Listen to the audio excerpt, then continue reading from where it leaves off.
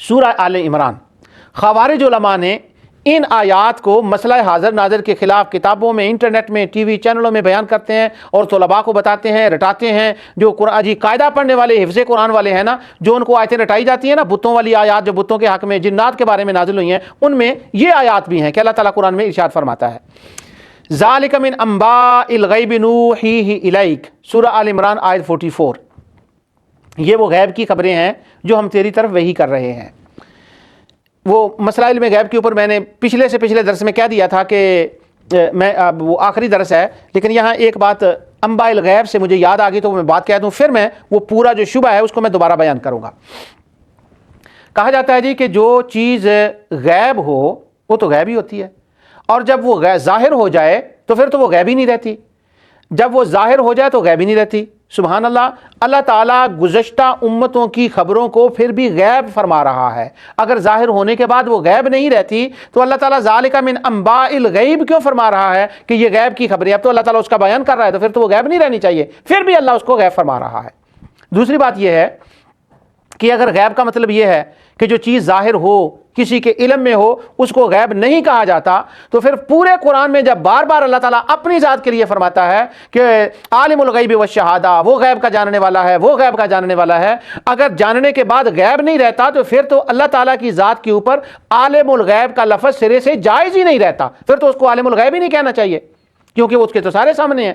پھر خوارج علماء کی عقل ٹکانے آتی ہے، وہ کہتے ہیں نہیں نہیں نہیں، اس کا مطلب اور ہے جو تم نہیں سمجھے۔ ہم فرماتے ہیں حضور ارشاد فرمائیے، تو وہ ارشاد ہوتا ہے کہ غیب کا مطلب یہ ہے کہ ایک کے سامنے ہو اور دوسرے کو سامنے نہ ہو تو وہ غیب دوسرے کے لیے ہے۔ یعنی جب اللہ تعالیٰ اپنے لیے ارشاد فرماتا ہے نا عالم الغیب، تو فرماتا ہے کہ جو تم نہیں دیکھ رہے، جو تمہارے لیے غیب ہے، وہ میرے سامنے ہے، تو تب جا کر اللہ تعالیٰ کا اس معنی میں اللہ تعالیٰ کی ذات عالم الغیب بنتی ہے۔ تو ہم بھی یہ کہتے ہیں کہ غیب حضور صلی اللہ علیہ وسلم کے سامنے جب ظاہر ہو گیا، اللہ نے ظاہر فرمایا، تو پھر بھی اس کے اوپر غیب کا اطلاق ہوگا، کیونکہ باقی امت کے لیے تو ابھی وہ مخفی ہے نا، اس لیے حضور کے لیے اس کے اوپر غیب کا اطلاق ہوگا۔ یعنی خوارج کہتے ہیں جب حضور کو بتا دیا پھر ان کو کیوں کہا جائے گا کہ غیب جانتے ہیں؟ پھر تو ان کو پتا چل گیا، اللہ کو جیسے پتا ہے حضور کو پتا ہو تو پھر بھی علم غیب کا اس کے اوپر اطلاق جائز ہے۔ ایک یہ کہا جاتا ہے کہ جو چیز آنکھوں کے سامنے دیکھ لی جائے وہ غیب نہیں ہوتی۔ اب یہ جو حضرت مریم کا قصہ آگے بیان ہو رہا ہے، حضرت موسیٰ علیہ السلام کا قصہ، یہ تو کروڑوں لوگوں نے اس وقت اپنی آنکھوں سے، لاکھوں ہزاروں نے دیکھا تھا۔ اگر ایک کے دیکھنے سے وہ غیب نہیں رہتا تو پھر اللہ تعالیٰ اس قصے کو ذالک من انباء الغیب کیوں فرما رہا ہے؟ وہ اس لیے فرما رہا ہے کہ وہ ان کے لیے غیب نہیں تھا، لیکن ہمارے لیے جو بعد میں آنے والے ہیں ان کے لیے غیب ہے، ان کے لیے غیب ہے۔ تو اعتبار کیا جاتا ہے، دیکھا جاتا ہے کہ کلام کس کے لیے کیا جا رہا ہے۔ تو یہ بات وہ انباء الغیب کے حساب سے مجھے یاد آ گئی تو میں نے وہ بتا دی۔ اب میں اصل مسئلے کی طرف آتا ہوں۔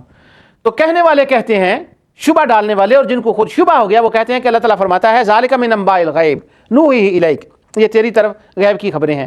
وما کنت لدیہم اذ یلقون اقلامہم ایہم یکفل مریم وما کنت لدیہم اذ یختصمون۔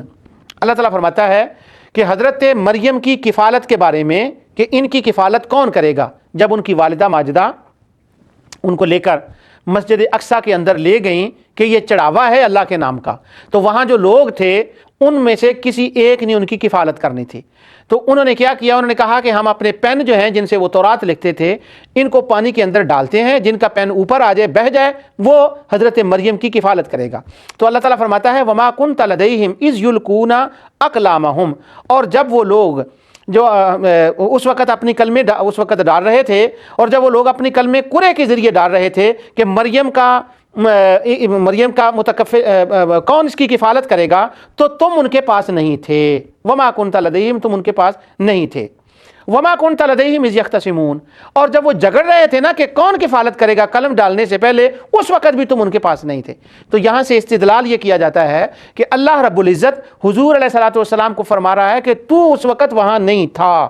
تو معنی یہ نکلا کہ آپ حاضر ناظر نہیں۔ اگر آپ حاضر ناظر ہوتے تو حضرت مریم کے اس قضیے کے وقت جب ان کی کفالت کا تھا کہ ان کا متکفل کون ہوگا، کون کفالت کرنے والا ہوگا، تو اس وقت حضور کو وہاں ہونا چاہیے تھا۔ اللہ فرماتا ہے نہیں، تو لہٰذا وہ حاضر ناظر نہیں ہے۔ ایک ہی آیت۔ دوسری سنیے، اللہ تعالیٰ ارشاد فرماتا ہے حضرت موسیٰ علیہ السلام کے بارے میں، یہ سورہ قصص کی آیت 46 ہے۔